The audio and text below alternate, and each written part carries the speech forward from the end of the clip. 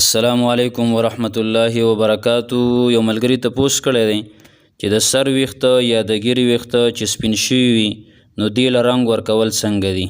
نو د دې جواب دا دی چې د سر ویښته یا د ګیرې ویښته چې سپین شوي وي که د نارینه او که د زنانه نو د دې نارینه او د دې زنانه د انسان عمر ته کتل پکار دي. که چېرته د عمر د 40 سال نه کم نو دله هر قسمه رنګ ورکول د دې لپاره دا جایز دي. که هغه تور رنګي، که هغه سور رنګي، که هغه زیړ رنګي، هر قسمه رنګي نو دی هغه له ورکولی شي. او که چېرته د 40 سال نه د عمر بری زیات عمر یې و نو دله بیا تور رنګ ورکول دا جایز نه دي. او د تور نه علاوه سور رنګ او دارنګې سور ته مایل یا د تور رنګ سره لږ څه بل مکس کول چې بالکل تور نه ښکاري، خالص تور نه ښکاري، لږ مدم غونته ښکاري نو هغه ورله بیا بالکل جایز دي. د تور رنګ نه بیا ځان ساتي چې د 40 سال نه عمر بره شوی دی. او د هغې وجه دا ده چې د 40 سال نه د چا عمر چې کوم دی نو هغه زیات دی او دی خالص تور رنګ لګوي نو دی حقیقت پټوي. ځکه حقیقت دا چې د 40 سال نه د چا عمر زیات شي نو دی عام طور باندې د سر ویښته او دارنګې د ګیرې ویښته سپینېږي او د عمر چې کوم دی نو زیات تیر شوی. نو چونکې چې دی اوس د سر ویښتو له تور رنګ ورکوي، د ګیرې ویښتو له خالص تور رنګ ورکوي نو دا خپل حقیقت پټوي او خلکو ته ځان داسې شو کوي چې زما عمر کم دی. نو خپل حقیقت پټوي، مسلمان له دوکه ورکوي یا د واده دپاره یا د بل څه دپاره خو دی مسلمان له دوکه ورکوي.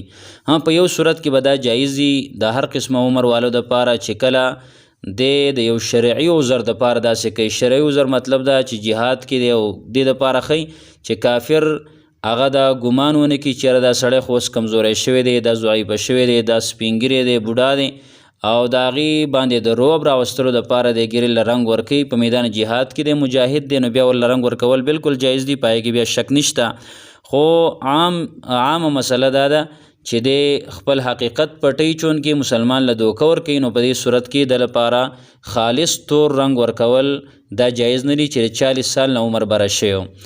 او که چېرته د تور رنګ سره د خالص تور رنګ سره د لږ څه بل څه میلاو کړي، بل څه ورسره میلاو کړي، مثال په طور باندې رانجه ورسره میلاو کړي یا سره نکریزه ورسره میلاو کړي یا بل څه شی ورسره میلاو کړي چې دا توروالی لږ کم شي، لږ مدم ښکاره شي نو بیا بالکل چې کوم دی نو دا جایز دي. او د 40 سال نه چې د چا عمر کم دی نو چونکې دی حقیقت پټوي نه بلکې دی خپل هغه حقیقت راښکاره کوي. مطلب دا چې د 40 سال نه عمر کم دی نو عام لیول کې د هر چا دغه ټیمونو کې یخته چې کوم دی نو هغه نه سپینېږي او دغه انسان ته د عمر زیات نه 40 سال د نه کم عمر چې نو دی لا بوډا نه شمارلی کېږي. نو چونکې د ویښته یا د بیمارۍ د وجې نه څه د بل څه د وجې نه دا سپین شوي دي، د غمونو د وجې نه سپین شوي دي نو لهذا دله بالکل خالص تور رنګ ورکول هم جایز دي او د دې نه علاوه نور رنګونه خو د هر قسمه عمر والا دپاره جایز دي. دې سره دا خبره هم یاد ساتل پکار دي چې بعضې رنګونه د هغې خپل یو پوټکې غونته کړي، لکه دا کم کورونو باندې چې کوم دا رنګونه لګي پینټ نو دغه شانته کې د هغه دپاره پوټکې نو دا قسمه رنګ که څوک په سر یا په ګیره باندې ولګوي نو خو بالکل ناروا دي، هغه صحیح نه دي، هغه ناجایز دي. د دې باره کې بعضې احادیث دي لکه یو حدیث په ابن ماجه کې راغلی دی 3624 نمبر حدیث او دارنګې ابو داود کې دی 4204 نمبر حدیث. جابر رضی الله تعالی عنہ نه روایت دی چې کله د فتح مکې په موقع باندې د ابوبکر صدیق رضی الله تعالی عنہ ابو قحافه رضی الله تعالی عنہ دا مسلمان شو او دا نبی علیہ الصلوۃ والسلام له راوستلی شو نو د سر او د ګیرې ویښته تک سپینو. نبی علیہ الصلوۃ والسلام وی دا سړی بوځئ او کور ته بوځئ او د سر ویښتو له او د ګیرې ویښتو له رنګ ورکوئ او بیا پکې نبي علیه الصلاة والسلام یې واجتنبوا السواده د تور رنګ نه ځان وساتئ ځکه د عمر چونکې زیاتو او چې کله د چا عمر زیات او مسلمان له دوکه ورکوي نو د هغې نه نبي علیه الصلاة والسلام د دغه تور رنګ نه دا منع کړې ده.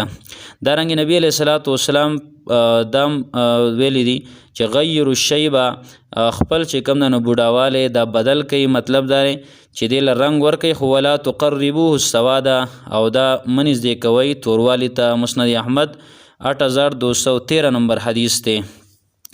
نو په دې باندې نبی علیه الصلاۃ والسلام حکم هم کړی دی چې دا د ګیرې ویښته او دارنګې د سر ویښتو هغې له رنګ ورکوي، خو تور رنګ به ورله نه ورکوئ. دا حکم یې کړی، خو دا حکم د نبی علیه الصلاۃ والسلام د وجوب دپاره نه دی، د لزوم دپاره نه دی، دا واجب هم نه دی، فرض هم نه دی، لازم نه دی. او دا مطلب دا دی که افضل دی او غوره دی، بهتر دی که څوک ورله دا رنګ ورکړي. خو بیا یو اشکال راځي چې نبی علیه الصلاۃ والسلام په خپله ولې دی له رنګ نه ورکوه، خپلې ګیرې مبارکې له یا سر له. نو د هغې جواب په خپله صحابي کړی دی. انس بن مالک رضی الله تعالی عنه فرمایي چې نبی علیه الصلاۃ والسلام د مرګ په حالت کې هم، یعنې کله چې نبی علیه الصلاۃ والسلام عمر 63 سال ته ورسېدو، نبی علیه السلام وفات کېدو، نو بیا هم د نبی علیه الصلاۃ والسلام په دې ګیره مبارکه کې د 100 نه زیات سپین ویښته نه و. یعنی که ډېر زیات شي نو 100 به و، نو هغه له رنګ ورکولو ته ضرورت نه و. او نبی علیه الصلاۃ والسلام بالکل په دې څڼو سره دغه ویښته، د تک سپین ویښته یو څو پیدا شوي، یو څو دانې به وایي، د 100 نه زیات نه و، د 100 پورې به و، د 100 نه زیات نه و. نو نبی علیه الصلاۃ والسلام ته ضرورت نه و. خو نبی علیه الصلاۃ والسلام حکم کړی دی چې دې له رنګ ورکولی شي او بهتره ده، پکار ده. خو د تور رنګ د نبی علیه الصلاۃ والسلام منع کړې ده. دغه شان بعضې روایتو کې دا هم راځي، لکه عبدالله ابن عباس رضی الله تعالی عنه فرمایي، نسائی شریف کې حدیث دی، 5078 نمبر حدیث دی. عبدالله ابن عباس رضی الله تعالی عنه فرمایي، وی نبی علیه الصلاۃ والسلام فرمایلیو چې داسې یو قوم به راشي په آخره زمانه کې، یخذبون بهذا السواد، چې دا تور رنګونه به لګوي په خپلو ویښتو باندې، که حواصل الحمام، په شان د کوترو د ججرو، یعنی چې څنګه د کوترې د مرۍ او د سینې ویښته د ججوري باندې څنګه تور ویښته، دغه شان ده کې لا یریحون رایحة الجنه، دا خلق به د جنت خوشبویي بیا نه مومي. نو د دې حدیث مطلب ځینو خلکو غلط اخیستی دی، مطلب دا نه دی چېرې دا تور رنګ د دې په وجه باندې به دا خلک چې کوم ده نو صرف د دې تور رنګ لګولو د وجه نه دا خلک چې کوم ده نو د جنت بوی نشي موندلی. نه، دا اصل کې د خوارجو یو نښه ذکر شوې ده. لکه د خوارج نورې نښې هم دي، خوارجو یو نښه دا هم ذکر شوې ده چې همیشه دپاره د سر ویښته خرئ. خو دې نه دا لازمه نه ده چېرې د سر ویښته خرول چې کوم ده نو دا ناجایز دي، چې دا وخرول نو دی خارجي شو د دې د وجې نه. نه، دا یو نښه وه او د هغه نښې په بنیاد باندې نبي علیه الصلاۃ والسلام ویلي. حالانکه صحابو کې ډېر صحابه داسې و، علي رضی الله تعالی عنه چې هغه به ویښته همیشه دپاره خرول، نو داسې ګناه کار خو نه دی.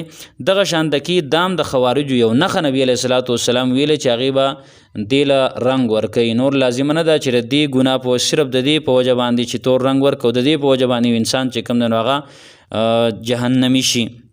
خو بهر صورت دا د هغه چا دپاره دا قسمه حدیث دي د کومو نه چې من راغله، د تور رنګ نه من راغله، نو دا د هغه چا دپاره چې هغه بل مسلمان له دوکه ورکول غواړي. مطلب دا چې د عمر زیات دی او دې ځان شوکوي، کم عمر والا دوکه ورکوي بل چاله، یا که د نوکرۍ دپاره یا چې کوم دی نو مطلب دا دی د واده دپاره چې نکاح یو زنانه سره وکړمه، نو د دې دپاره ځان شوکوي کم عمر والا او د ډېر عمر والا بوډا دی، نو دغه انسان دپاره دا جایز نه دي.